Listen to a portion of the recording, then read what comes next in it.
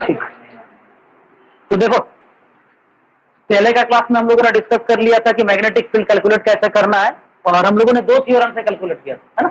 Basic Coulomb, basically जैसे हम लोगों ने इलेक्ट्रोस्टैटिक्स में क्या यूज किया था, कूलॉम्स लॉ यूज किया था और गॉस लॉ का यूज किया था। सिमिलर वे में हम लोगों ने मैग्नेटिक फील्ड इंडक्शन कैलकुलेशन किया था, किसका, बी का कैलकुलेशन किया था, क्या यूज करके, बायोट-सावर्ट लॉ का यूज करके और एम्पीयर-सर्कुलर लॉ का यूज करके। अब ये एक्सक्यूज सवाल मी हो सर, सकता है, हाँ बोलो, excuse me sir, sir, which हाँ chapter बोलो is बोलो, going on? Which chapter is magnetostatics, going on? Huh? Magnetostatics, magnetostatics, moving charge. Okay, क्या कोई क्वेश्चन है तुम लोगों का? ठीक है, आज हम लोग डिस्कस करेंगे अगर कोई चार्ज को इलेक्ट्रिक फील्ड में रखोगे या मैग्नेटिक फील्ड में रखोगे तो क्या होगा। बट फील्ड दो तरीके की हो सकती है इन जनरल, वो फील्ड यूनिफॉर्म भी हो सकती है और नॉन यूनिफॉर्म भी हो सकती है। अगर हम कोई चार्ज को यूनिफॉर्म इलेक्ट्रिक फील्ड में रखेंगे तो उस पर लगने वाली जो फोर्स है ना, उस समय चार्ज की बिहेवियर क्या होगी। टेक फॉर एग्जाम्पल कि मान लो ये घर है, ठीक है, और इस घर में हम क्या करते हैं, पूरी इलेक्ट्रिक फील्ड डाल देते हैं। तो इलेक्ट्रिक फील्ड कैसे निकलती, कोई एक जगह से निकलेगा और कोई एक जगह में टर्मिनेट होगा। इलेक्ट्रिक फील्ड हायर पोटेंशियल में स्टार्ट होती है और लोअर पोटेंशियल में जाके क्या होता है, टर्मिनेट होती है। तो मान लो इस घर में इलेक्ट्रिक फील्ड है, इस तरीके से इस बोर्ड से निकल रहा है और दीवार के उस तरफ में जाके खत्म हो रहा है। तो इस केस में अगर हम यहाँ पर कोई चार्ज पार्टिकल डाल देते हैं ना, तो चार्ज पार्टिकल पर क्या इफेक्ट डालेगा, ये मैग्नेटिक पर, है ना, ये इलेक्ट्रिक फील्ड उस चार्ज पार्टिकल पर क्या इफेक्ट डालेगा। सिमिलर केस ये हम कर सकते हैं कि मान लो मैग्नेटिक फील्ड इस तरीके से लगा है कि इधर से जा रहा है और उधर घूस रहा है ना, इधर से जा रहा है और उधर की ओर मैग्नेटिक फील्ड जा रहा है। तो इस केस में भी अगर हम कोई चार्ज पार्टिकल इसी फील्ड पर रख देंगे तो उस चार्ज पार्टिकल पर मैग्नेटिक फील्ड का क्या असर होगा, क्या इफेक्ट होगा, हमको इसी से स्टडी करना है। और इससे डायरेक्ट क्वेश्चन एग्जाम में पूछा जाता है, एकदम डायरेक्ट क्वेश्चन पूछा जाता है। ठीक है, तो पहला हेडिंग लिखिए, charge particle moving in uniform electric field. Charge particle, charge particle moving in uniform magnetic field. Okay, तो जब कोई हम चार्ज पार्टिकल को यूनिफॉर्म मैग्नेटिक फील्ड पर डालेंगे तो कैसा होगा। सवाल ये भी हो सकता है कि अगर हम चार्ज पार्टिकल को नॉन यूनिफॉर्म मैग्नेटिक फील्ड पर डालेंगे तो क्या होगा, है ना। तो ये सवाल जायज है और इस पर डिस्कशन भी हो सकती है, बट ये आपका सिलेबस में नहीं है। आपकी सिलेबस में जो कंसेप्ट है वो क्या है, यूनिफॉर्म मैग्नेटिक फील्ड की है और यूनिफॉर्म इलेक्ट्रिक फील्ड की है। बट सबसे पहले हम इसको यूनिफॉर्म मैग्नेटिक फील्ड पढ़ने से पहले हम लोग क्या पढ़ लेंगे, यूनिफॉर्म इलेक्ट्रिक फील्ड पढ़ लेंगे। ठीक है, सिलेबस जो टॉपिक हम लोग डिस्कस कर रहे हैं वो मैग्नेटिज्म डिस्कस कर रहे हैं, बेसिकली मैग्नेटोस्टैटिक्स डिस्कस कर रहे हैं। बट सबसे पहले हम लोग देख लेते हैं कि इलेक्ट्रिक फील्ड पर इसका इफेक्ट कैसा है, तो फिर आगे का डिस्कशन और सहूलियत होगा ना। तो in an uniform electric field, ठीक है, तो जब कोई चार्ज पार्टिकल पर हम लोग इलेक्ट्रिक फील्ड, मतलब जो कि इलेक्ट्रिक फील्ड पर चार्ज पार्टिकल को रखेंगे तो उस पर क्या इफेक्ट होगा, ये हमको देखना है। तो ऐसा सोचो, इलेक्ट्रिक फील्ड क्या होगा, कहीं से घुस रही होगी कहीं निकल रही होगी। तो जब तक हम इसके लिए कोऑर्डिनेट सिस्टम डिफाइन नहीं करेंगे तो समझने में दिक्कत होगा। तो इसमें दो तीन चीज डिफाइन करना पड़ेगा, कैलकुलेशन करना पड़ेगा। अगर कोई चार्ज पार्टिकल इलेक्ट्रिक फील्ड में घुसेगा तो उस पर क्या क्या लगेगा, फोर्स लगेगा, और वो इलेक्ट्रिक फोर्स लगाएगा, वो फोर्स कितना होगा, इलेक्ट्रिक फील्ड कोई भी चार्ज पर कितना फोर्स लगाता है, उस चार्ज की अमाउंट और उस जगह पर लगने वाली इलेक्ट्रिक फील्ड, फोर्स की वैल्यू होती है, इलेक्ट्रिक फोर्स की वैल्यू कितनी होती है, चार्ज टाइम्स इलेक्ट्रिक फील्ड होती है ना। तो इतनी फोर्स लगेगी, और जब इतनी फोर्स लगेगी तो वो चार्ज पार्टिकल पर क्या होगा, एक एक्सेलरेशन जनरेट होगा, मतलब चार्ज पार्टिकल एक्सेलरेट होगा। तो एक एक्सेलरेशन से फोर्स है तो एक्सेलरेशन है, इस एक्सेलरेशन की कैलकुलेशन करनी पड़ेगी। और जब ये एक्सेलरेट होगा तो ये कोई पाथ ट्रेवल करेगा कि नहीं करेगा, कोई पाथ बनाएगा, इसी तरीके से मूव करेगा ना। मान लो ऐसे आ रहा है, किस तरीके से जाएगा, तो इस तरीके से, या इस तरीके से जा सकते, या सीधे सीधे जा सकता, कैसे जाएगा, उसकी पाथ को हमको क्या करना पड़ेगा, डिफाइन करना पड़ेगा। जिस तरीके से क्लास 11th में आप लोगों ने डिस्कस किया था कि प्रोजेक्टाइल का पाथ आप लोगों ने डिफाइन किया था, ट्रेजेक्टरी डिफाइन किया था। प्रोजेक्टाइल का ट्रेजेक्टरी कैसे होता था, पैराबोलिक होता था। उसका हमने इक्वेशन निकाला था कि जब कोई बॉडी को हम इस तरीके से कोई इंक्लाइन प्लेन एंगल पे फेंकेंगे, थीटा एंगल पे, तो वो पाथ कैसे ट्रेवल करेगा, प्रोजेक्टाइल पाथ बनाएगा। और उस प्रोजेक्टाइल पाथ के लिए हमने इक्वेशन बनाते थे, पाथ का इक्वेशन निकालते थे, वाई की कैलकुलेशन करते थे हम, और वहां पर हमने टाइम पीरियड कैलकुलेशन किया था, सर्टेन चीज वहां पर हमने कैलकुलेशन किया था, रेंज कैलकुलेशन किया था, मैक्सिमम हाइट का कैलकुलेशन किया था। सिमिलर वे में हम लोग वो सब यहाँ पर कैलकुलेशन नहीं करेंगे। वो पाथ की वो किस तरीके का पाथ होगा, सर्कुलर पाथ होगा, इलेप्टिकल पाथ होगा, स्क्वायर पाथ होगा, वो पाथ क्या होगा, इसके हमको क्या करनी है, चैप्टर में डिस्कशन करनी है। तो हाँ बोलो। हाँ, पर इलेक्ट्रिक फील्ड पैरेलल रहेगा, इलेक्ट्रिक फील्ड पैरेलल रहेगा। यूनिफॉर्म का मतलब हो गया कि इलेक्ट्रिक फील्ड जो है वो पैरेलल इलेक्ट्रिक फील्ड है, और उन इलेक्ट्रिक फील्ड लाइंस के बीच का जो डिस्टेंस है वो क्या है, बराबर की। करेंगे तो 90 डिग्री। हाँ, आपकी सिलेबस में जो चीज है हम लोग उसको डिस्कस कर लेंगे, है ना।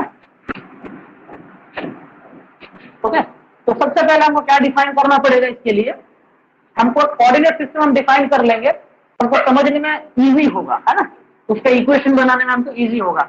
यहाँ पर हम लोग क्या क्या यूज करेंगे, इक्वेशन ऑफ मोशन जानते हो, डिस्प्लेसमेंट का क्या होता था formula, F is equal to U T plus half T square. जिस तरीके से आपने किसमें प्रोजेक्टाइल मोशन में दो कंपोनेंट का डिस्कशन किया था, हॉरिजॉन्टल कंपोनेंट और वर्टिकल कंपोनेंट, सिमिलर वे में यहाँ पर भी आपको क्या करना है, हॉरिजॉन्टल कंपोनेंट और वर्टिकल कंपोनेंट को समझना पड़ेगा, इसी से कैलकुलेशन आपकी हो जाएगी। बात समझ में आ रही है। तो देखो सबसे पहले हम ये कंसीडर करते हैं कि इलेक्ट्रिक फील्ड की डायरेक्शन वाई एक्सिस के अलोंग है। वाई एक्सिस के अलोंग बोलने का मतलब है पॉजिटिव वाई एक्सिस की ओर। इसका मतलब इलेक्ट्रिक फील्ड माइनस वाई की ओर से निकला है और प्लस वाई की ओर जा रहा है। अगर हम एक कोऑर्डिनेट सिस्टम यहां पर ड्रॉ कर लेते हैं, मान लो किस तरीके से ये कोऑर्डिनेट सिस्टम है, ठीक है, समझ में आ रही बात।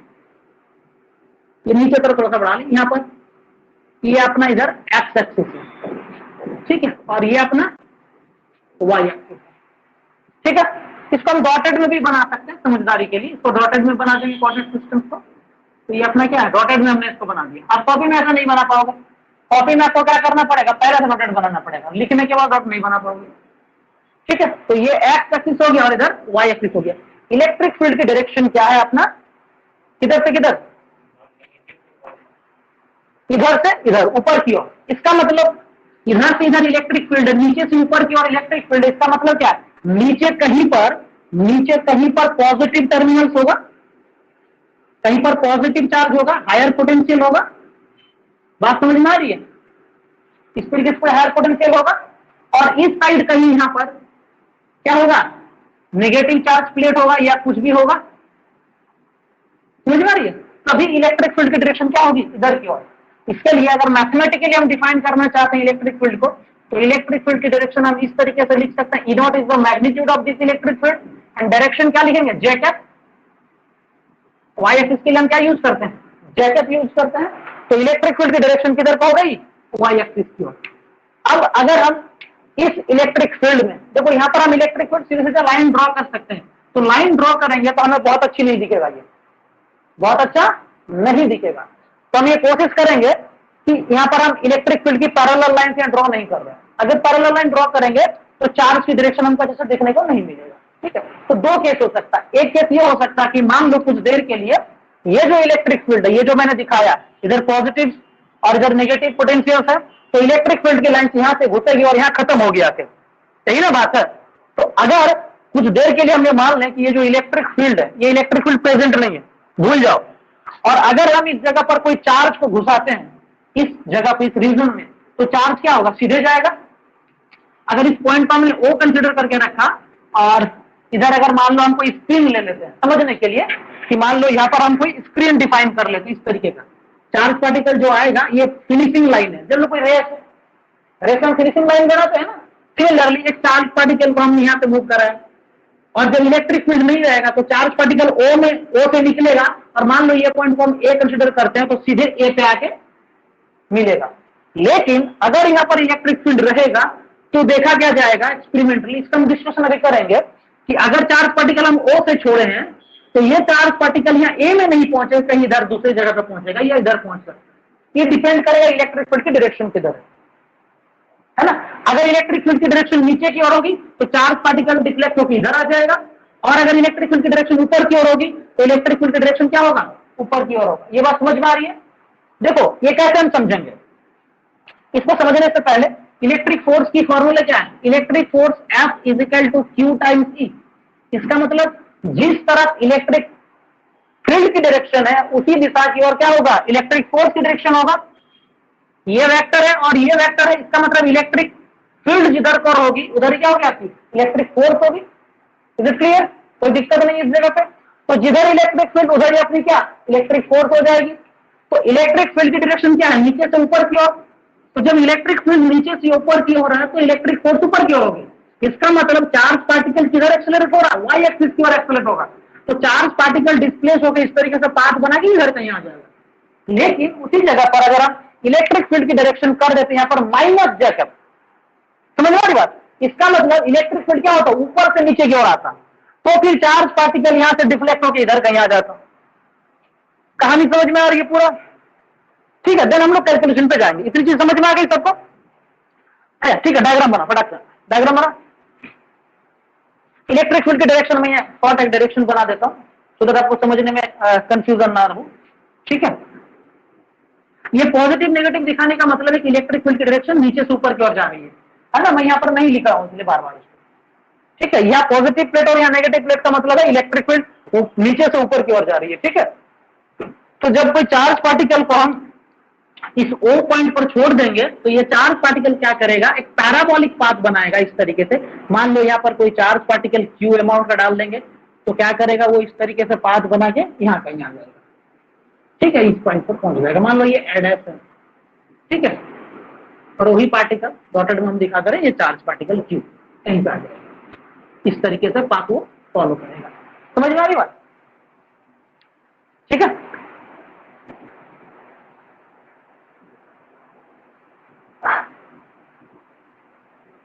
यहां तक कोई दिक्कत है नहीं ना? हम ये कंसिडर करते हैं किसी सर्टेन पॉइंट पे टी टाइम पे ये चार्ज पार्टिकल कितना डिस्टेंस कवर किया होगा।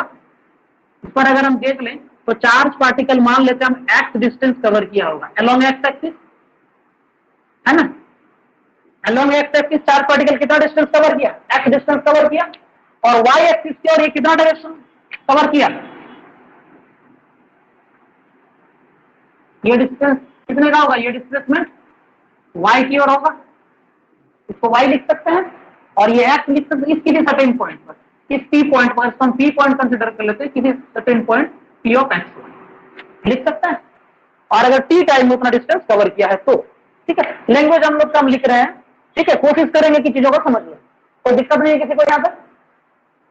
अब अगर ये v वेलोसिटी से मूव कर रहा है, मान लो चार्ज पार्टिकल का वेलोसिटी हम v कंसीडर कर लेते हैं यहाँ पर, कितना v वेलोसिटी, v वेक्टर, ठीक है, विद वेलोसिटी v, अंदर घुसेगा v वेलोसिटी से। तो इसके लिए लैंग्वेज थोड़ा सा लिखो, force acting on charge particle q, force acting on charge particle q in the electric field E vector,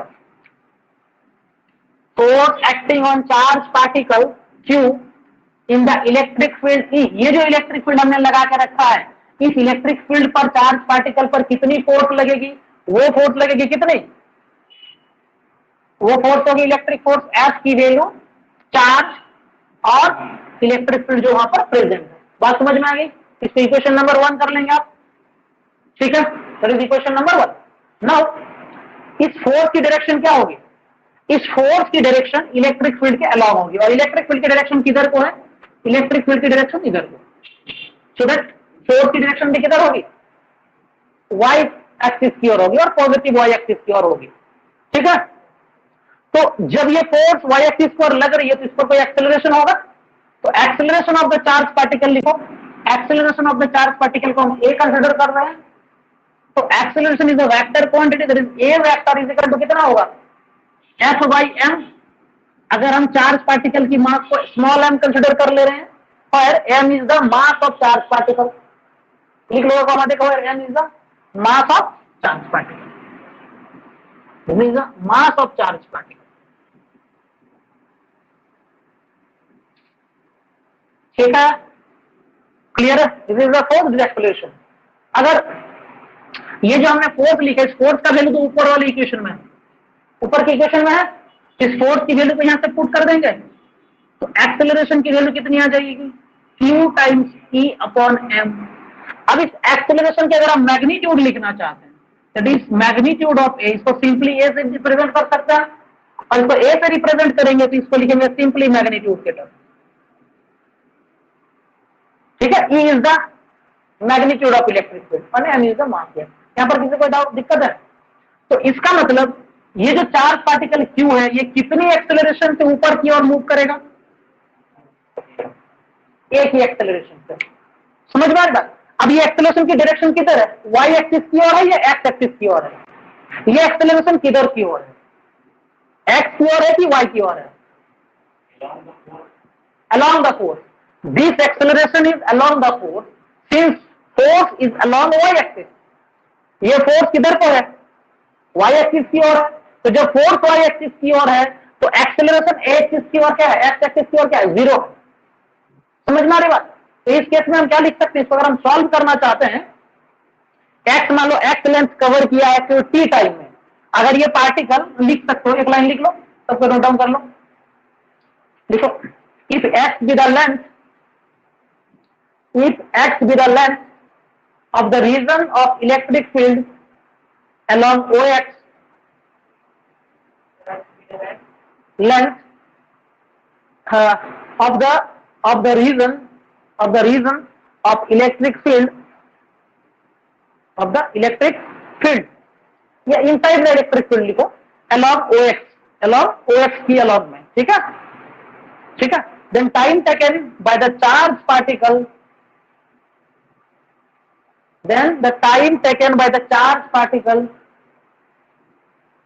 to traverse है ना, TRAVERSE, traverse this distance, ये x डिस्टेंस की दूरी तय करने में कितना समय लगेगा, चार्ज को कितना समय लगेगा, ट्रैवर्स TRAVERSE है ना, ट्रैवर्स कितना समय लगेगा, वो समय लगेगा डिस्टेंस अपॉन वेलोसिटी, है ना। टाइम का फार्मूला क्या होता है, डिस्टेंस अपॉन वेलोसिटी, सिंपल है, कोई दिक्कत नहीं है ना।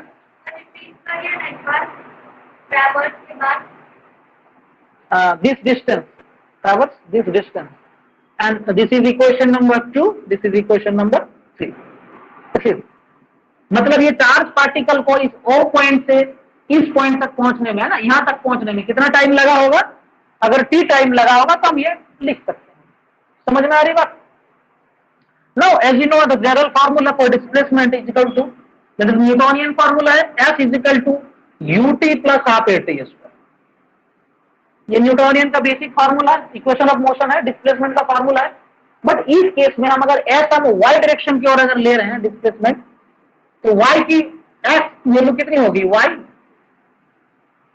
है ना, अगर y एक्सिस पर देख रहे हैं तो एस की वैल्यू कितनी होगी, y होगी। ठीक है, यहाँ और हमको क्या चाहिए, u चाहिए। इनिशियल वेलोसिटी कितना है उसका, 0, तो इनिशियल वेलोसिटी हमने 0 मान लिया। और क्या चाहिए हमको, यहाँ पर एक्सेलरेशन चाहिए।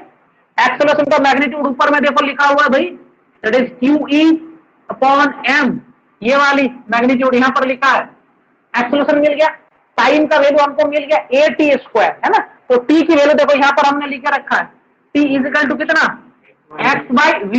अगर t² लिखना चाहते हो तो x²/v² लिखना पड़ेगा। तो ये सारे इक्वेशन जो हमने डेटा यहाँ पर लिखा, ये सारे डेटा को इस इक्वेशन नंबर 4 में पुट कर दो, प्रोडक्ट।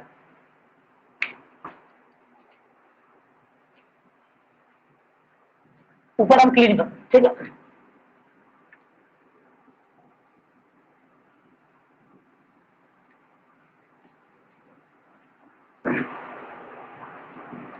तो s की जगह पर आपको क्या लिखना है, y लिखना है।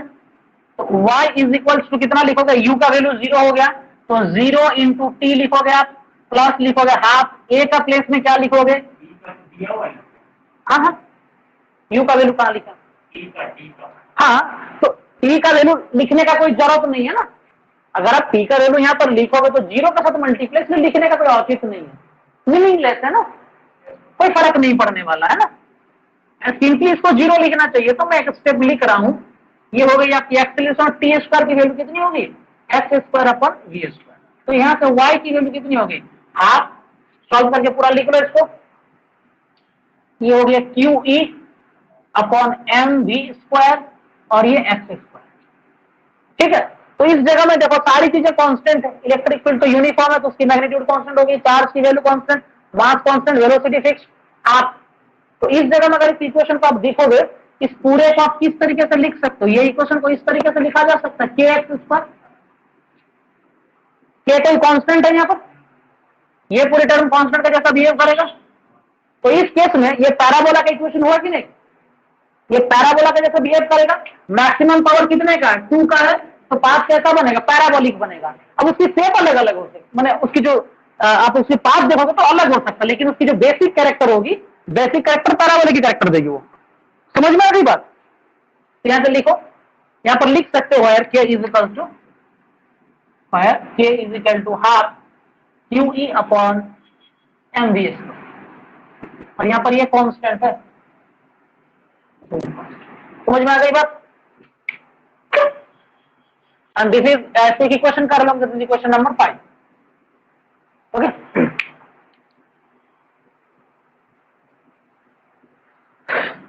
कोई दिक्कत है किसी को, पूछेगा।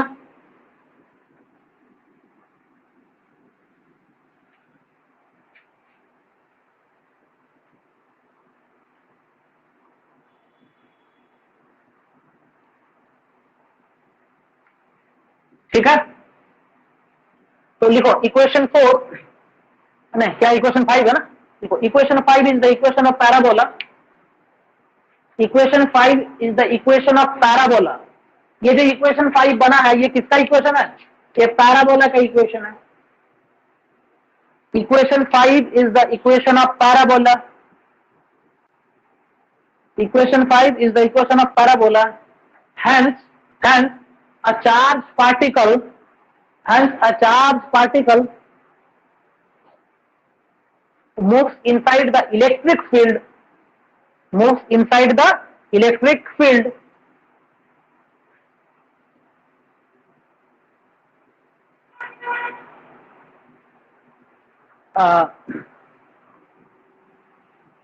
क्या लिखो, hence क्या लिखो, हाँ उसको होयन लगा लो, हेंस देके कॉमा लिखो, हेंस कॉमा होयन a charged particle moves inside the electric field, it follows a parabolic path। ठीक है, हेंस के बाद कॉमा लगाओ, होयन लगाओ और कुछ नहीं लिखना है। ठीक है, it follows a parabolic path। ये कौन सा पाथ फॉलो करेगा, पैराबोलिक पाथ करेगा। तो इसका मतलब क्या हो गया कि जब कोई चार्ज पार्टिकल को हम लोग इलेक्ट्रिक फील्ड में डालेंगे तो क्या बनाएगा, पैराबोलिक पाथ बनाएगा। समझ में आ रही बात। तो ये पहली हमारी कंक्लूजन हो गई। ठीक है, इतनी चीज आपको समझनी है। अब इससे कुछ की पॉइंट है वो नोट डाउन कर लो फटाफट।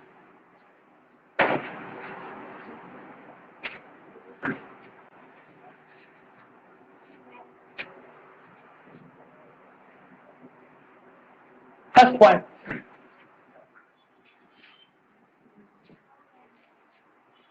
लिखो when A charge particle Q, की point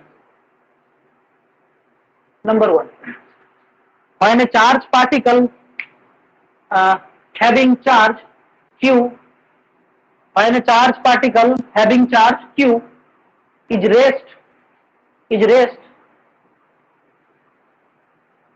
is at rest or moving in the direction of electric field, is at rest or moving in the direction of electric field,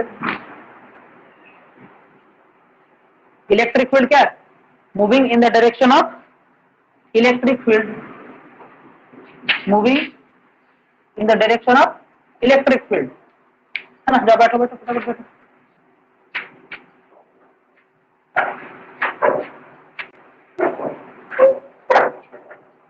moving in the direction of electric field, E vector है ना, comma देकर लिखो, it experiences the force q E, q times E, है ना। जब electric field ई में रखे किसको, इस Q चार्ज को, तो ये इतना फोर्स एक्सपीरियंस किया, कितना, Q टाइम्स E, और इसकी डायरेक्शन क्या होगी, along the direction of electric field E, along the direction of electric field E, लिखा, force QE along the direction of electric field E।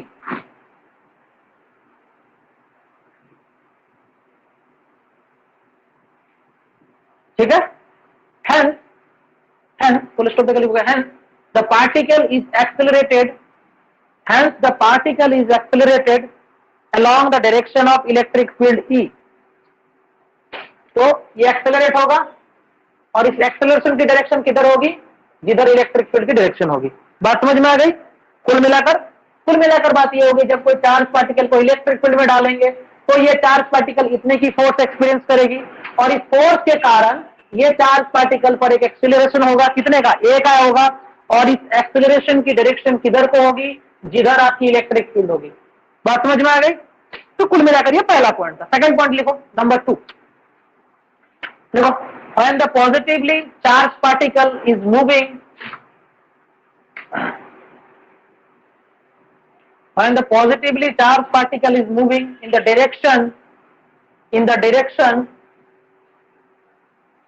direction opposite to the electric field E, opposite to the electric field E, जो हमने electric field की direction कैसे लगाया था, ऐसा लगाया था ना इलेक्ट्रिक फील्ड की डायरेक्शन। अगर कोई चार्ज पार्टिकल इसको अपोजिट डायरेक्शन से आएगा, है ना, चार्ज पार्टिकल उल्टा डायरेक्शन में आएगा, तो उस पर भी एक फोर्स लगेगा, बट ये फोर्स की वैल्यू कितनी होगी, लिखा, in the direction opposite to the electric field E, आपने लिख लिया, कॉमा लिखो, इट एक्सपीरियंसेस फोर्स, ये कितना फोर्स एक्सपीरियंस करेगा, Q इज इक्वल टू, कितना फोर्स एक्सपीरियंस करेगा ये Q, F is equal to minus Q, opposite direction में मूव करेगा। बात समझ में आ गई ये? ठीक है। अच्छा, इसमें और एक बात समझो, अगर फोर्स की डायरेक्शन अपोजिट हो जाएगा इलेक्ट्रिक फील्ड का, ठीक है, तो इसका मतलब क्या होगा, उसमें एक्सेलरेशन नहीं, उसमें क्या होगा, रिटार्डेशन होगा। मतलब चार्ज पार्टिकल की वेलोसिटी धीरे धीरे क्या होगी, घटेगी, है ना। फुल स्टॉप देकर लिखो, hence it is retarded, it is का मतलब होगा चार्ज, है ना, सिंपल सी बात है। ठीक है, थर्ड पॉइंट लिखेंगे आप, देखो third point, when a charge particle, when a charge particle moves at right angle to the electric field, when a charge particle moves at right angle to the electric field, it follows parabolic path। अभी हमने discuss किया था, it follows parabolic path। अभी calculation करके दिखा कि नहीं, electric field का परपेंडिकुलर था ना, वो किधर से घुसा था चार्ज पार्टिकल, इलेक्ट्रिक फील्ड ऐसी थी अपनी, और चार्ज पार्टिकल किधर से आई थी, इधर से आई थी ना। तो इस केस में कैसा पाथ बनाया, पैराबोलिक पाथ बनाया। ठीक है, तो फोर्थ पॉइंट लिखो, और जब ये चार्ज पार्टिकल कोई इलेक्ट्रिक फील्ड पर घुस रही होगी तो उसमें एक्सेलरेशन होगी, उसको एक्सेलरेशन मिल रहा, तो फोर्स मिल रहा, तो फोर्स मिलने का मतलब क्या, उसमें कुछ एनर्जी का गेन हो रहा है कि नहीं हो रहा है ना। तो लिखो the energy gained, fourth point लिखोगे, the energy gained by charge particle, the energy gained by a charge particle, bracket में लिख दोगे plus q, while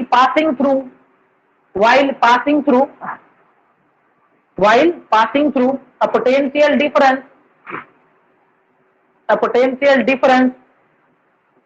potential difference का मतलब क्या हो गया, देखो इधर हमने पॉजिटिव प्लेट लगाया था और इधर क्या लगाया था, negative plate, so that there is a potential difference, so that there will be a electric field from higher potential to lower potential.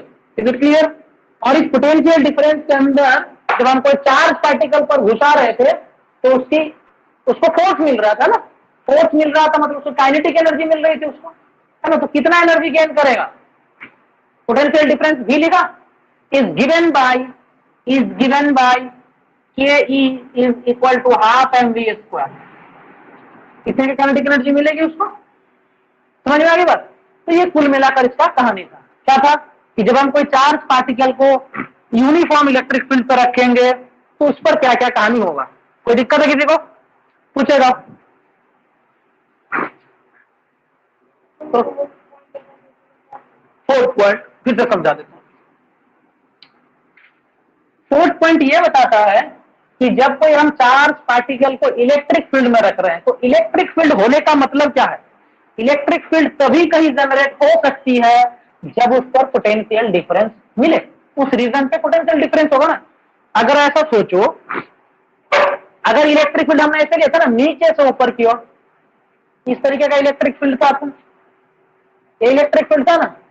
तो अगर ये अपना इलेक्ट्रिक फील्ड है इसका मतलब क्या है, इस रीजन में इलेक्ट्रिक फील्ड है और ये यूनिफॉर्म इलेक्ट्रिक फील्ड है, इसका मतलब इधर कहीं पॉजिटिव टर्मिनल से है और इधर कहीं नेगेटिव टर्मिनल से। या हम ये बोल सकते हैं इधर हायर पोटेंशियल है और इधर क्या है, लोअर पोटेंशियल है। जब तक पोटेंशियल डिफरेंस नहीं होगा तब तक इलेक्ट्रिक फील्ड जनरेट ही नहीं हो सकती है। होगी क्या, नहीं होगी। तो ये जो पोटेंशियल डिफरेंस है ये दोनों पॉइंट के बीच में, इसको हमने क्या माना, वी माना।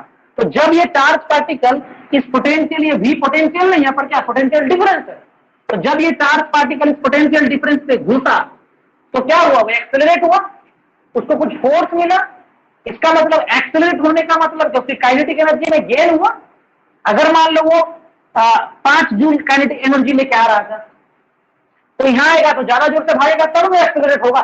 और जब वो एक्सेलरेट हो रहा तो कितना एनर्जी गेन किया, वो एनर्जी गेन करेगा ये half M V square. M क्या है, मास है उस चार्ज पार्टिकल का, और वी क्या है, वेलोसिटी है। जितना वेलोसिटी उसका होगा इतना। बात समझ में आ गई। तो ये कुल मिलाकर कहानी है। ठीक है, ठीक है, एक बार देख लो कॉपीज में, किसी को कोई डाउट है तो बोलो, देन नेक्स्ट डिस्कस करेंगे।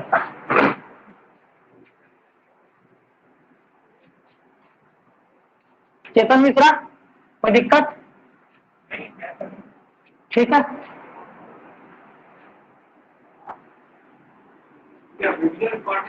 हाँ, वीडियो रिकॉर्डेड रहेगा क्लास का। इससे क्या होगा ना, मान लो कोई एब्सेंट या लेट में आया था ना तो उसको मिल जाएगा। अभी तक जब तक ये कोरोना का कंडीशन है, होता है कि कोई एब्सेंट हो जाता है कोई कारण से, यहाँ जाना वहां जाना हो रहा है, तो तुम कितनी भी नोट्स कॉपी कर लो वो क्लास तुमको दिक्कत होता है। बहुत समय क्या होता है, कुछ चीजें दिमाग से, है ना, क्लास करते करते दिमाग इधर उधर भटक गया तो फिर खत्म कहानी हो जाता है। ठीक है, लिखो, हेडिंग लिखो, सिमिलर केस में क्या क्या नाम है तुम्हारा, भूल जाते हैं जी हम, फिर से बोलो। अनुराधा, हाँ अनुराधा, बताओ, लिखो। तुम क्या लाई, लखनऊ से, नवाबों का शहर से, नवाब को उठा के ले आना चाहिए था। अच्छा अच्छा, लिखो, motion of charge particle in uniform magnetic field. Heading डालिए, motion of charge particle inside uniform magnetic field. अब हम डिस्कशन किसका करेंगे, मैग्नेटिक फील्ड का।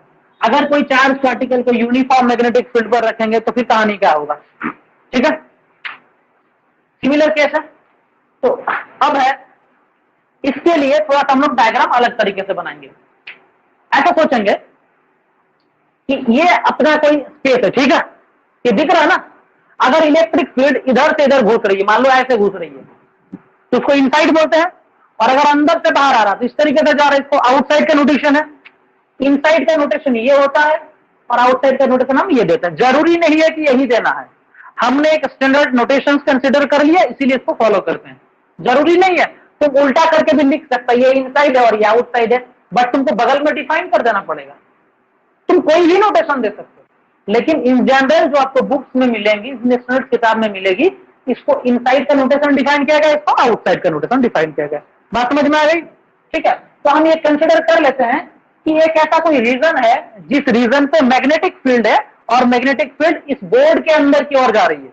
ये जो बोर्ड है ना, इस बोर्ड से अंदर की ओर मैग्नेटिक फील्ड जा रही है। ठीक है, तो हमें कोई रीजन डिफाइन कर लेते, मान लो एक रीजन हम यहाँ पर डिफाइन कर रहे हैं इस तरीके से। तो ये एक रीजन है ना? और इस रीजन पे अपना क्या है, इस रीजन पे अपना मैग्नेटिक फील्ड है, क्या है, मैग्नेटिक फील्ड है, और मैग्नेटिक फील्ड किधर की ओर जा रही है, अंदर की ओर जा रही है, ये यूनिफॉर्म मैग्नेटिक, ये अंदर का डायरेक्शन दिख रहा है। ड्रॉ करते चलिए फटाफट, टाइम नहीं बचेगा तो फिर रुकना पड़ता है हमको, जितनी चीजें हो सकती ड्रॉ करते चलिए। ये जो रीजन हमने डिफाइन किया, इस रीजन पे क्या है, मैग्नेटिक फील्ड है, किधर से किधर, बाहर से अंदर की ओर, ठीक है। और इस यूनिफॉर्म मैग्नेटिक फील्ड पे अगर हम कोई चार्ज पार्टिकल को घुसाएंगे तो वो क्या होगा कहानी, है ना, और ये यूनिफॉर्म मैग्नेटिक फील्ड को डालना, ठीक है।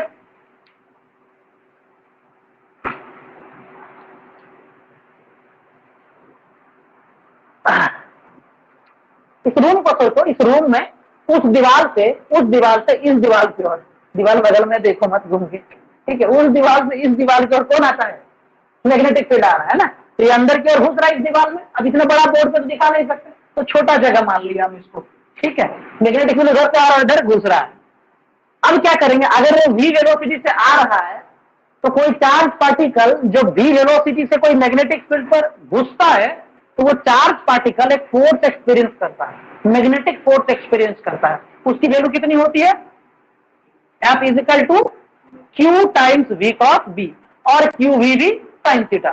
If a charge particle enters inside a uniform magnetic field with velocity v, then it will experience a force which is equal to QVB sin theta और Q times V cos B, ठीक है। तो मान लो जो charge particle था तो कितनी velocity तक मूव करेगी, v वेलोसिटी, हम लिखा नहीं लगे, अगर तुम लोग लिखना चाहते तो लिख लो, अपने से लिख लो, लिखो when a charge particle having charge Q, when a charge particle having charge Q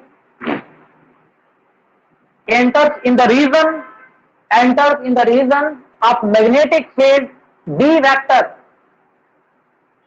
when a charge particle of sir charge Q के बाद, चार्ज क्यू के बाद क्या बोले, हाँ, charge enters the region, into the region of magnetic field B vector, into the magnetic field B vector, ये B vector, ठीक है, with velocity that is V vector, with velocity V vector, then it experiences a force,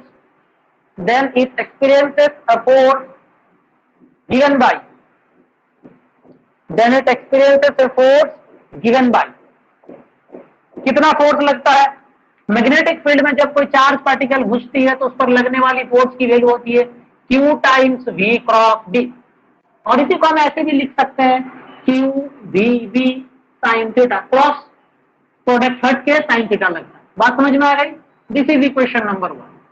जब charge particle कहां पर घुसा, magnetic field पर घुसा, इस मैग्नेटिक फील्ड पर घुसा तो इसको इतना फोर्स लगेगा, ठीक है, इतनी फोर्स को क्या करनी है, लगनी है, और ये sin थीटा डिफाइन कर देगा कि कितना लगना है।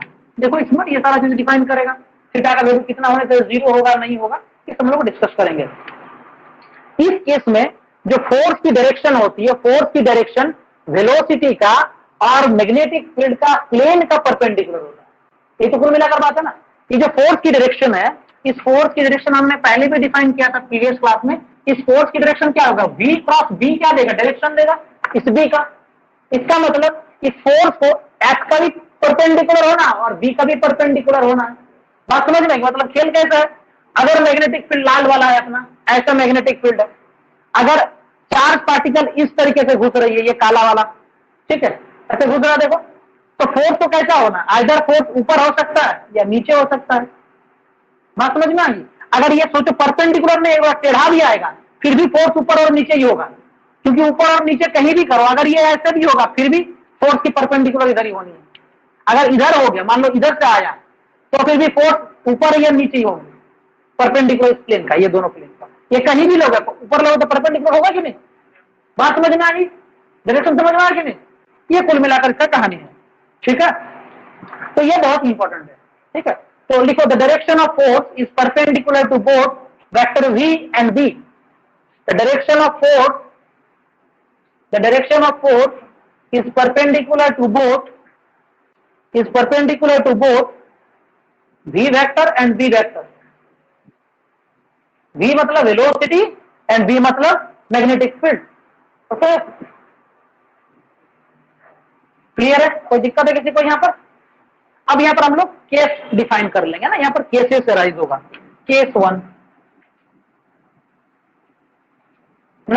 केस नंबर 1, अगर चार्ज पार्टिकल पैरेलल या एंटी पैरेलल घुसे मैग्नेटिक फील्ड का, मतलब अपनी मैग्नेटिक फील्ड ऐसे जा रही थी, इधर से निकल के ऐसे जा रही थी, तो चार्ज पार्टिकल भी इसी के साथ कंधे से कर चलो भाई एक साथ जाएगा, दोस्त जाता ना गले मिल गए, पैरेलल चल रहा दोनों, कि इधर ही घुस रहा कौन, मैग्नेटिक फील्ड, और चार्ज पार्टिकल भी उसके साथ जा रहा है। ऐसा किस हो सकता है? दूसरा हो सकता है, उधर से कौन आ रहा, मैग्नेटिक फील्ड आ रहा और हम इधर से जा रहे हैं इस तरीके से, तो 180 डिग्री का हो गया। तो दो केस हो सकता है, लिखो केस 1 लिखो, when charge particle enters parallel, when charge particle enters parallel or anti-parallel to the magnetic field, parallel और anti-parallel to the magnetic field, that means theta का वैल्यू कितनी होनी है, 0 डिग्री होनी है या कितनी होनी है, 180 डिग्री होनी है। तो साइन 0 का वैल्यू कितना होता है जी, और साइन 180 डिग्री का वैल्यू कितना होता है, दोनों ही 0 होता है। तो अगर साइन 0 का वैल्यू 0 है और साइन 180 का भी 0 है, तो फोर्स की मैग्नीट्यूड कितने की हो जाएगी, 0 की हो जाएगी। इसका मतलब चार्ज पार्टिकल पर कोई भी फोर्स नहीं लगेगा। तो इसका मतलब हम ऐसा क्या लिख सकते हैं, फोर्स इज इक्वल्स टू 0।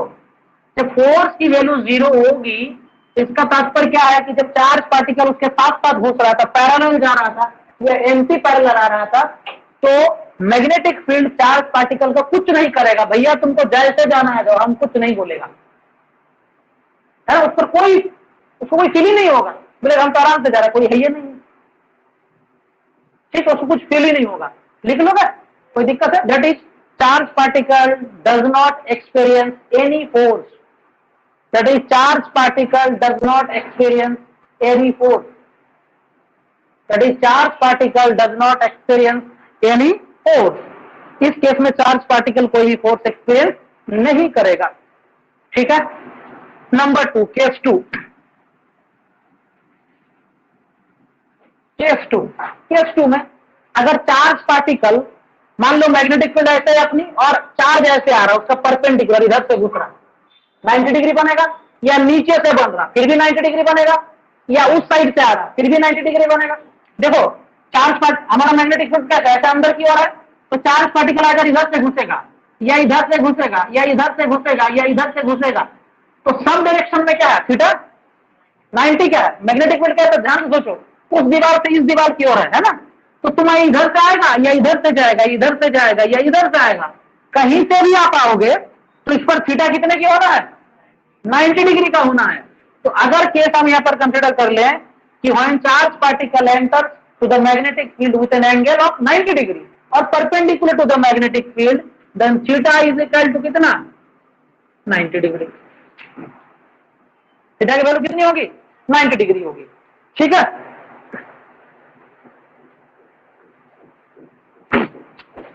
यहां पर कोई किसी को दिक्कत है?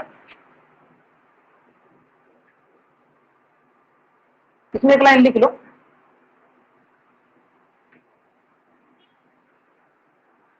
सारा चीज तो लिखा देना, पहले कंसीडर करवा दिए, ठीक है। जो चीज कॉपी कर लियो पहले की, let us consider charge particle. देखो यहाँ पर क्या होगा, जब चार्ज पार्टिकल कुछ वेलोसिटी से घुसेगा तो उसको सडन वेलोसिटी होनी चाहिए, इस मैग्नेटिक फील्ड की कुछ मैग्नीट्यूड होगी, इसकी कुछ डायरेक्शन होगी, ये सारा चीज एज यूजुअल डिफाइन करो ताकि हमको दोबारा डायग्राम बनाने की जरूरत ना पड़े। जो चीज पहले लिखो सेम चीज को हम कंसीडर कर लें। A charge particle having charge q moving with velocity v perpendicular to the direction of magnetic field and magnetic field is the inside to the paper or this board। हम ये consider करके कर रहे हैं, कोई दिक्कत है किसी को? ठीक है, तो यही कंसीडर करके आप क्या करोगे, उसकी कैलकुलेशन आप कर लोगे। तो इस केस में क्या होगा, अगेन यहां पर जो फोर्स एक्सपीरियंस करेगा चार्ज पार्टिकल, कितना एक्सपीरियंस करेगा, कितना करेगा, यहां पर साइन 90 का वैल्यू कितना होगा, 1 होगा, तो नीचे लिखो फोर्स एक्सपीरियंस या force acting on charge plus Q, force acting on charge plus Q due to magnetic field. ये मैग्नेटिक फील्ड कितना फोर्स एक्सपीरियंस कराएगा चार्ज पार्टिकल को, वो कितना होगा क्यू वी बी, है ना। एफ इज इक्वल्स टू कितना क्यू वी पी, और साइन 90 का वैल्यू कितना होता है 1 होता है, तो सिंपली ये लिखेंगे Q V B. This is the force, magnitude हमने कल यहां पर लिखा। ये मैग्नेटिक फोर्स है, तो यहां सफिक्स में आप एम लगा सकते हो, ठीक है। और ये जो फोर्स होगा, ये फोर्स कितना होगा, ये फोर्स परपेंडिकुलर होगा किसका, ये किसका परपेंडिकुलर होगा, पार्टिकल का डायरेक्शन प्लस मैग्नेटिक फील्ड का। तो अगर पार्टिकल का डायरेक्शन अगर ऐसे लेंगे तो उसका क्या होना, उसको परपेंडिकुलर हो रहा है हर समय, तो क्या होगा इस केस में चार्ज पार्टिकल क्या करेगा, एक पाथ ट्रेवल करेगा, सर्कुलर पाथ ट्रेवल करेगा। क्या करेगा, सर्कुलर पाथ ट्रेवल करेगा। देखो मान लो चार्ज पार्टिकल इस तरीके से घुसा यहां पर, ठीक है, यहां पर, तो जैसे यहां पर घुसा तो क्या परपेंडिकुलर घुसा, तो परपेंडिकुलर जब ये चार्ज पार्टिकल घुसा तो वेलोसिटी का इस तरीके से घुस रहा, क्या करेगा, सर्कुलर पाथ में मूव करेगा। ये चार्ज पार्टिकल क्या करेगा, इस तरीके का सर्कुलर पाथ फॉलो करेगा। क्या करेगा कि ये इस तरीके का सर्कुलर पाथ फॉलो करेगा। मैं डायरेक्शन लेके दिखा देता हूं। तो किसी भी स्पेसिफिक जगह में चार्ज पार्टिकल की अगर आप डायरेक्शन देखना चाहते हो, तो मान लो किसी समय में चार्ज पार्टिकल कहीं यहां पर घुसा हो या उधर से घुसा हो, तो चार्ज पार्टिकल की अगर वेलोसिटी इधर है, इधर अगर आपकी वेलोसिटी है, तो फोर्स की डायरेक्शन किधर होनी चाहिए, इस जगह पे फोर्स की डायरेक्शन क्या होगी, मान लो यहां पर जब चार्ज पार्टिकल है तो फोर्स की डायरेक्शन क्या होगी, अंदर। समझ रहा है ये बात, यहां पर अगर इधर घूमेगा तो इधर वेलोसिटी हो जाएगा, अगेन फोर्स क्या होगा, अंदर की ओर। इस पॉइंट पर अगर देखना चाहोगे तो वेलोसिटी इधर हो जाएगा और फोर्स अगेन अंदर की ओर, और यहाँ पर फिर अगेन फोर्स अंदर की ओर, इधर बात समझ में आ गई। इस तरीके से क्या करेगा, ये सर्कुलर मोशन कंटिन्यू करेगा। बात समझ में आ रही है, कोई दिक्कत है किसी को, चलिए ड्रॉ कीजिए फटाफट। ये जहां पर डॉट डॉट दिखाया है ना, ये प्लस क्यू चार्ज है, जो डॉटेड है ना ये प्लस क्यू चार्ज है, यहाँ पर चार्ज प्लस क्यू है, ये प्लस क्यू चार्ज है।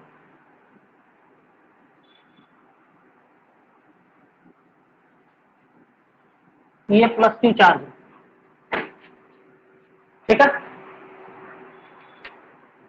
अब अगर ये सर्कुलर पाथ फॉलो करेगा तो इसकी कुछ रेडियस होनी है कि नहीं होनी है ना। इस सर्कुलर पाथ की रेडियस हमको कैलकुलेशन करनी पड़ेगी, ठीक है।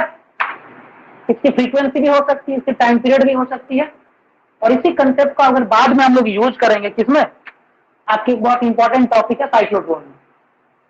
किसमें यूज करेंगे, साइक्लोट्रॉन में यूज करेंगे, ठीक है। साइक्लोट्रॉन फ्रीक्वेंसी कैलकुलेट करने देता है, ठीक है। चलिए हेडिंग दीजिए कैलकुलेशन फॉर रेडियस। हाँ का टाइम हो गया। Calculation for radius of circular path.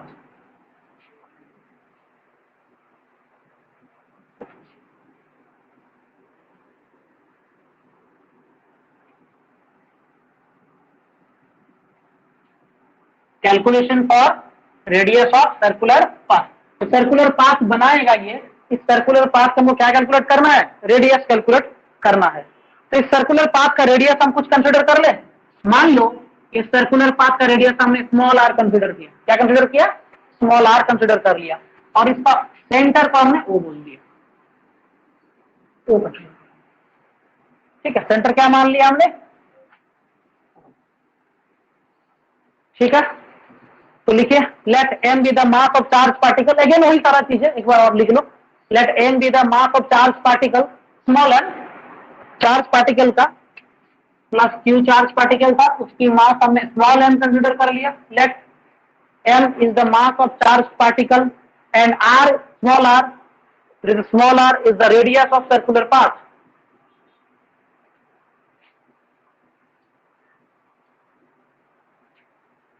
r is the radius of circular path. अब सोचो अगर इस चार्ज पार्टिकल को सर्कुलर पाथ में मूव करना पड़ेगा तो इस पर एक सेंटीमीटर फोर्स लगना चाहिए, और इस सेंटीमीटर फोर्स की वैल्यू कितनी होगी, mv square upon r, okay कि नहीं? तो नीचे लिखो centripetal force required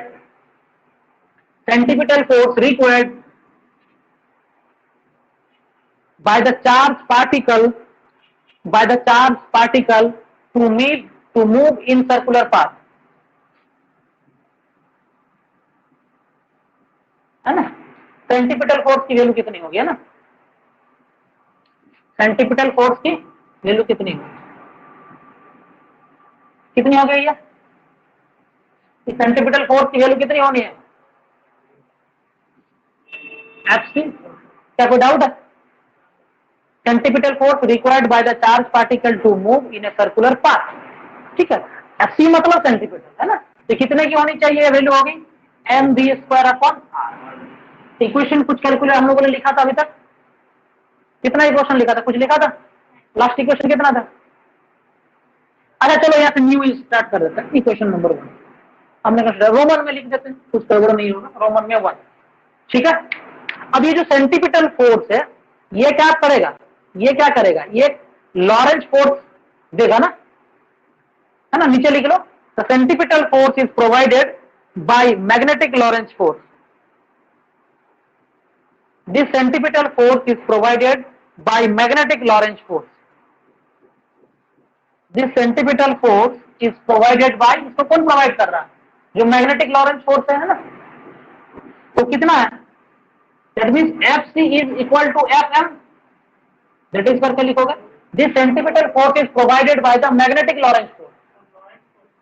not Lorentz force, magnetic Lorentz force. Lorentz जो मैग्नेटिक फोर्स है वही मैग्नेटिक लॉरेंज फोर्स है। कितने समझोगे? ठीक है? खाली लॉरेंज फोर्स का मतलब है इलेक्ट्रिक फील्ड और मैग्नेटिक फील्ड दोनों पे जो फोर्स लगेगा। मैग्नेटिक लॉरेंज फोर्स बोलने का मतलब है कि ये मैग्नेटिक जब 90 डिग्री पर लग रहा हो, ठीक है? तो इसकी वैल्यू कितनी है? मैग्नेटिक फोर्स की वैल्यू कितनी है आपको पता है? कितना? QVB, है ना? और इसकी वैल्यू कितनी है? mv²/r। तो इसको लिख सकते हैं mv²/r is equal to QVB। Circular path में जब मूव करता है मैक्सिमम फोर्स का कितना? QVB का। इसको सॉल्व कर लेंगे, ये देखो भी खा जाएगा एक दूसरे को। यहाँ 2 भी था, यहाँ 1 भी था, एक दूसरे को कट गया, बचा कितना? सॉल्व करो, यहाँ से R की वैल्यू कैलकुलेट करो। R की वैल्यू कितनी होगी? mv/QB। mv/QB, this is the radius. मतलब जब ये सर्कुलर पाथ में मूव करेगा तो कितने रेडियस से मूव करेगा? mv/r। इसका मतलब क्या? जितनी बड़ी मास उतनी बड़ी रेडियस, जितनी ज्यादा वेलोसिटी उतना बड़ा रेडियस। मैग्नेटिक फील्ड ज्यादा करोगे तो रेडियस छोटा हो जाएगा, चार्ज की अमाउंट बढ़ाओगे तो रेडियस क्या हो जाएगा? ये कंपैरेटिव क्वेश्चन कहीं कभार पूछा जाता है, रीजनिंग टाइप का क्वेश्चन पूछा जाता है ना, कि अगर चार्ज घटा देंगे वही पार्टिकल है लेकिन उसकी मास हमने घटा दिया, चार्ज हमने बढ़ा दिया, तो उसकी पाथ में क्या रिलेशन होगा? बस समझ में आ गई? रेडियस पूछा जा सकता है, कम बेसी क्या होगा? नहीं होगा। इस इक्वेशन नंबर 2, इस इक्वेशन 2 बना।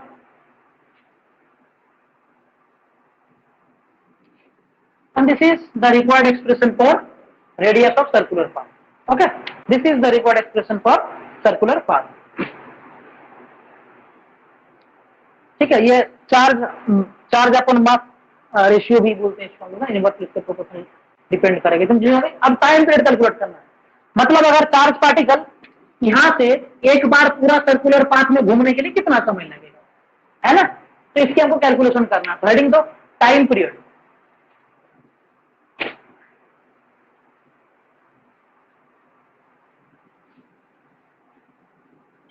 टाइम पीरियड का मतलब क्या होगा?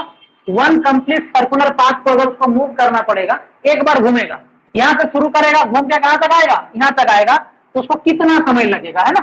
ये क्या करना है आपको?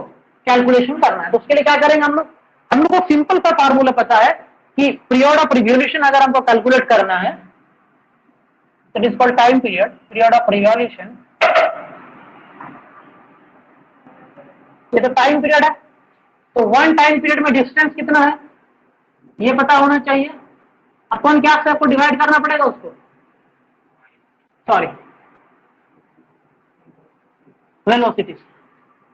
अगर हम डिस्टेंस को, अगर हम देखो यहाँ पर अगर डिस्टेंस लिख रहे हैं तो यहाँ पर आप क्या लिख दोगे? स्पीड लिखोगे। डिस्प्लेसमेंट लिखोगे तो क्या होगा? 0 होगा ना, कि भाई यहां से शुरू हुआ और यहीं पे वापस आ गई, इसलिए डिस्प्लेसमेंट नहीं लिखेंगे, डिस्टेंस लिखेंगे। तो डिस्टेंस का वैल्यू कितना होगा बताओ, डिस्टेंस का वैल्यू कितना होगा? अगर एक 2 पाई आर है ना, सर्कमफेरेंस ऑफ द रेडियस, तो 2 पाई आर, इससे कोई दिक्कत है? अपॉन कितना लिखेंगे? वेलोसिटी भी, आर की वैल्यू आपको पता है, आपको आर का वैल्यू पता है कि नहीं? लिखो आर का वैल्यू पुट करो यहां पर। आर की वैल्यू कितनी है? M V by Q B, तो M V by Q B, M M cancel out हो जाएगा, यहां से बचेगा कितना? 2 pi M by Q B. This is the time period.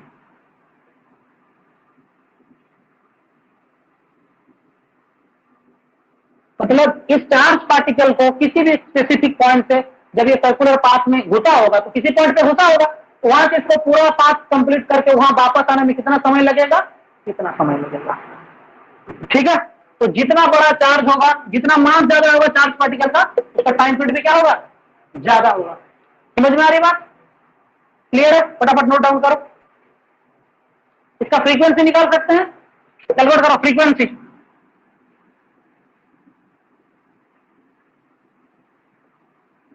Frequency F is equal to कितना होगा? फ्रीक्वेंसी इजिकल टू क्या होता है? 1 बाई टाइम पीरियड, हाँ, that is Q B by 2 pi M, that is the frequency.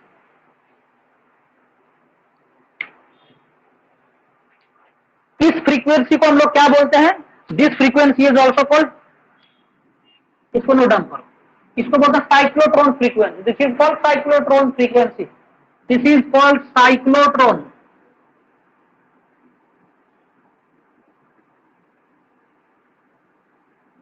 और ये linear frequency है, F है, ओमेगा नहीं है ना, ये ओमेगा नहीं है, ये एफ है। इसी को हम लोग क्या बोलते हैं?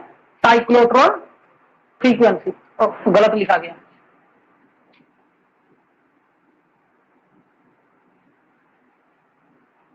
CYCLOTRON, cyclotron frequency. इसको हम लोग क्या बोलते हैं? Cyclotron frequency. और ये लीनियर फ्रीक्वेंसी है।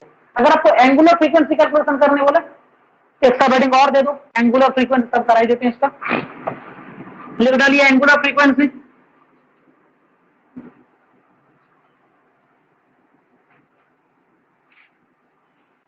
लिखिए लिखिए,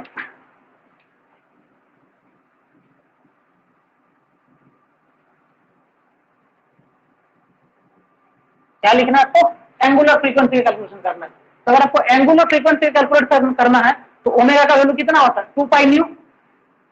ओमेगा का वैल्यू कितना होता है? 2 पाई एफ।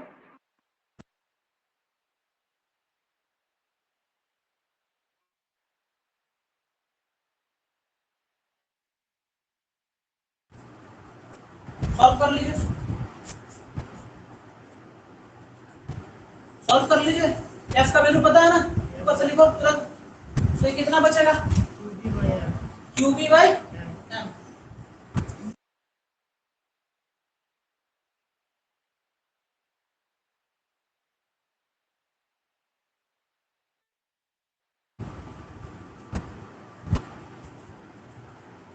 ओके, क्लियर हो गई बात यहाँ तक? तो ये अपना क्या हो गया? एंगुलर फ्रीक्वेंसी का कैलकुलेशन हो गया। अब इस एंगुलर फ्रीक्वेंसी को देखो, एंगुलर फ्रीक्वेंसी किस किस चीज पर डिपेंड नहीं करता है? ये वेलोसिटी पर डिपेंड नहीं करता, लेकिन लीनियर फ्रीक्वेंसी क्या वेलोसिटी पर डिपेंड करता है? ध्यान से देखो, लीनियर फ्रीक्वेंसी भी वेलोसिटी पर डिपेंड नहीं करता, एंगुलर फ्रीक्वेंसी भी वेलोसिटी पर डिपेंड नहीं करता। ये सब 1 मार्क्स के क्वेश्चन में आपको पूछा जाएगा एग्जाम में। बात समझ में आ रही है? तो इन चीजों को ध्यान में रखना है। तो नोट डाउन करके लिख लोगे अपने से पॉइंट बना के कि एंगुलर फ्रीक्वेंसी किस किस चीज पर डिपेंड करता है, लीनियर फ्रीक्वेंसी किस किस चीज पर डिपेंड करता है, किस किस चीज पर नहीं डिपेंड करते हैं। यहाँ से देखो, angular frequency does not depends on velocity, it depends on charge, amount of charge, magnitude of charge, magnitude of magnetic field and mass of the charge particle. Is it clear? बात समझ में आ गई? ठीक है,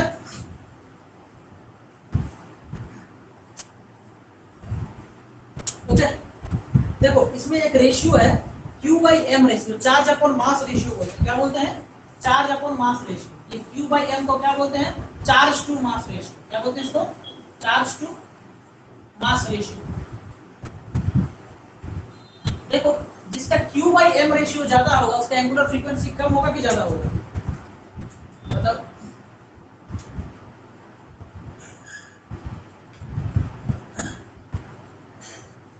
Q बाई M रेशियो, ठीक है? तो Q by M ratio का रिलेशन बॉक्स में पूछ सकता है ना? तो इस बात को ध्यान रखोगे कि Q बाई M रेशियो से कैसे रिलेट है। बॉक्स में डायरेक्टली नहीं पूछ के घुमा फिरा के उसी क्वेश्चन को पूछा जाता है। Charge to mass ratio, how angular frequency depends on charge to mass ratio when it is inside the uniform magnetic field, ठीक है? तो उस केस में ऐसा क्वेश्चन आपको पूछा जा सकता है, इन चीजों को ध्यान में रखें, ठीक है? तो आज का क्लास यहीं तक रखेंगे, ठीक है? और किसी को डाउट है तो पूछ सकते हो।